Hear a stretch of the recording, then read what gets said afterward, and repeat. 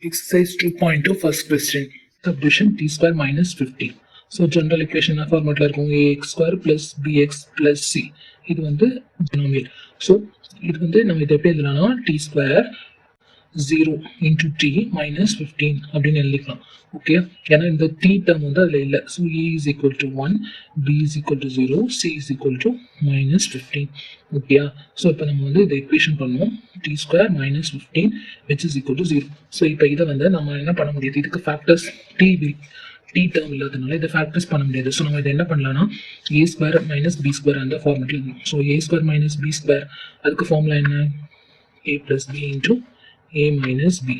Okay, so அப்போ நம்ம இந்த 15 எப்படி எழுதலாம்னா root 15 into root 15 which is equal to 15 தானே.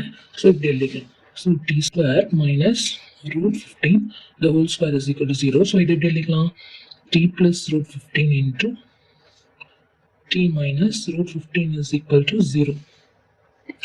ஸோ இதில் நமக்கு t plus root 15 is equal to 0. So t is equal to minus root 15. இதில் வந்து t minus root 15 is equal to 0. So t is equal to plus root 15. Okay, so this alpha is equal to minus root 15. Beta is equal to plus root 15. So sum of the roots and formula roots.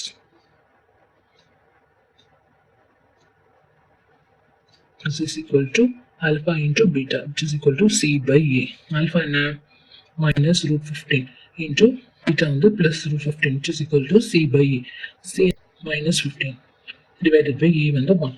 So minus root 15 into root 15 and product of the roots when the alpha into beta is equal to c by a. So minus root 15 into plus root 15 is equal to c when the minus 15 divided by a when the 1. So root 15 into root 15 when the plus 15.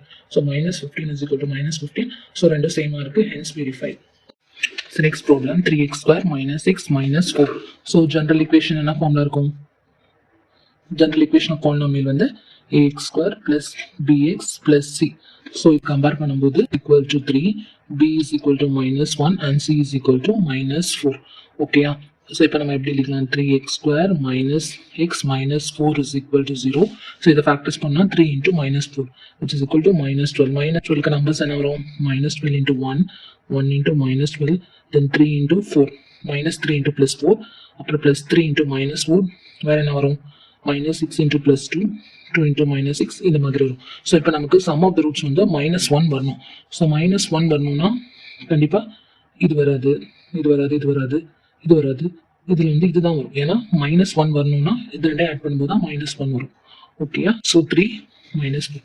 So இப்போ எப்படி பிரிச்சு எழுதலாம், 3x square plus 3x minus 4x minus 4 is equal to 0. So இந்த ரெண்டையும் 3x காமனாக இருக்குது, வெளியில் எடுத்தால் 3x வரும், x plus 1 வரும். அதே மாதிரி இதில் minus 4 வெளியே எடுத்தாச்சுன்னா 4 அங்கே x plus 1 which is equal to 0. So நமக்கு என்ன வரும், 3x minus 4 into x plus 1 is equal to 0. So 3x minus 4 is equal to 0. 3x is equal to 4. X is equal to 4 by 3.